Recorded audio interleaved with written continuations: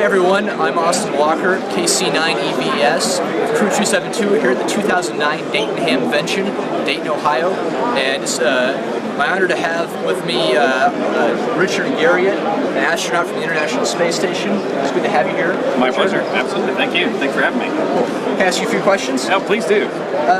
You were up on the International Space Station. Did you make any QSOs with any scouts or scouting units? Absolutely. I was, I was just frankly just lucky to have my flight coincide with this year's or 2008's Jamboree on the Air, and so for both of the days, a full 3-day weekend there anyway of the flights, I was looking for scouts globally, and in my 518 or so QSOs, a handful of those, a dozen or so were scouting groups. Well, that's a ton of QSOs.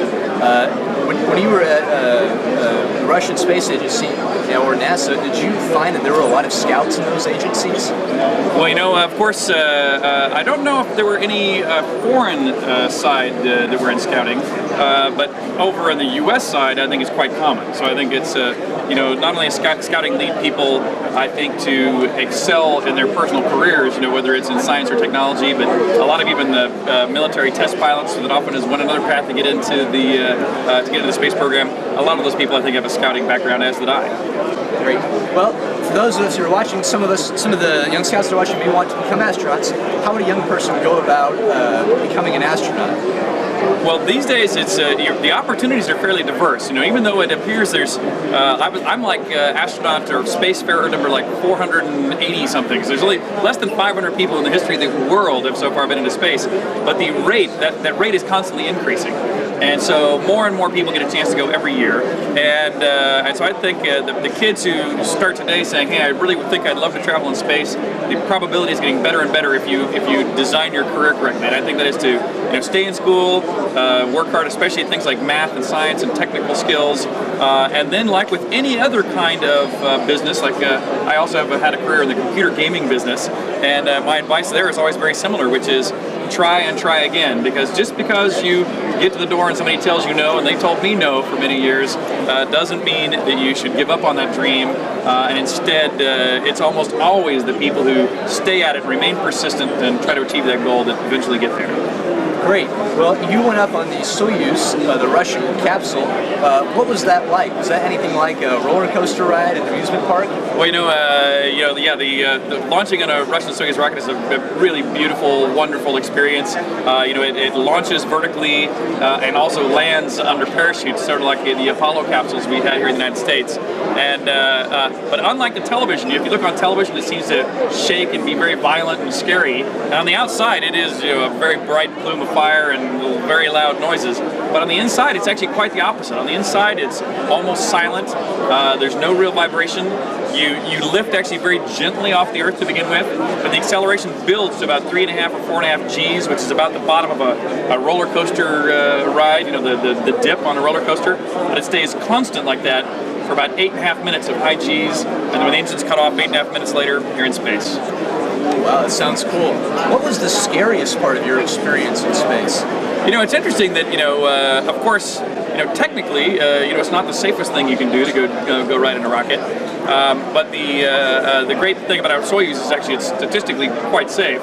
So I never felt endangered in that sense. And there's times where you might think would be scary, like re-entering the Earth's atmosphere at 17,000 miles an hour, ripping molecules apart to create a plasma that's about as hot as the surface of the sun, that's just a few inches from your shoulder.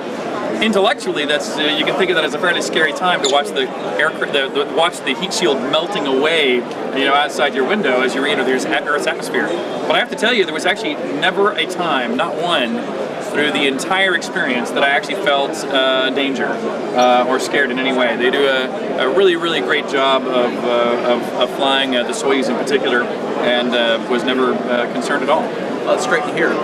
Astronauts, have to have a lot of training before they go up into space. What was the most difficult part of your training?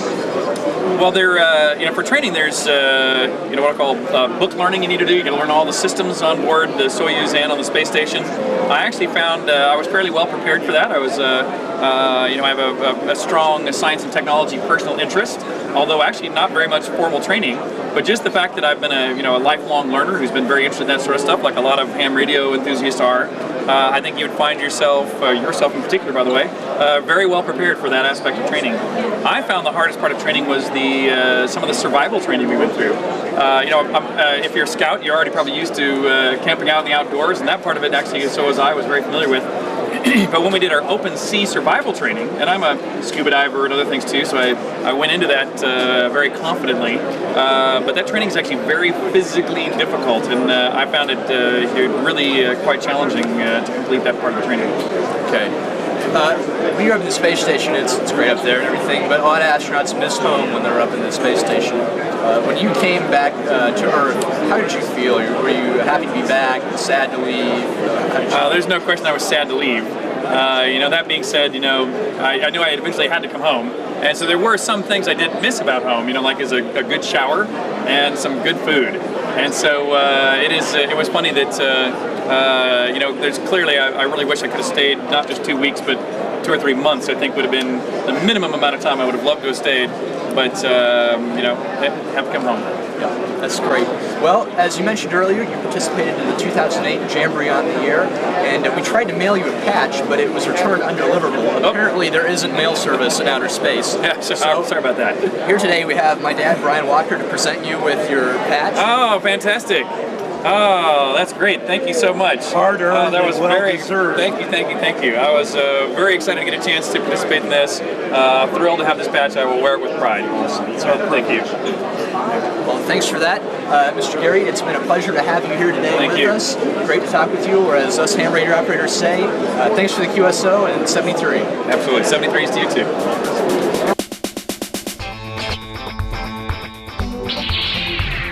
Direction from what I told you earlier. That's great. We're excited to have this opportunity. So what we thought we'd do is technology. Yeah, what I love, and even I have to do this now too, I do computers for a living, right? And yet it's always the youngest member of the team you have to turn to fix the newest hardware. And at first when I was your age, I thought, oh, it's cool because I'm clearly smarter than my parents. Now that I'm a little older too, I'm realizing, oh no, we're all getting left behind. It's just so fast. You just have to be there when it arrived, and you were there when it arrived. So it's your tools. international partnership.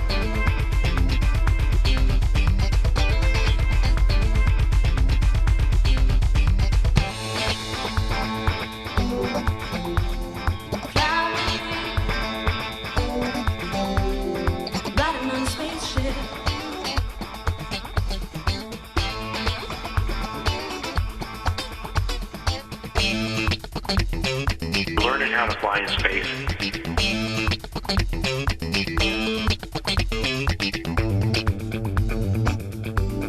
The view is incredible.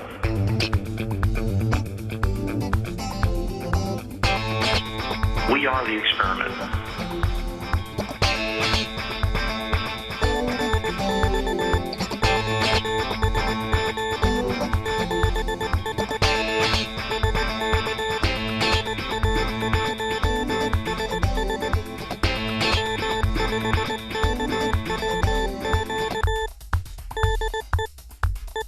We are the experiment.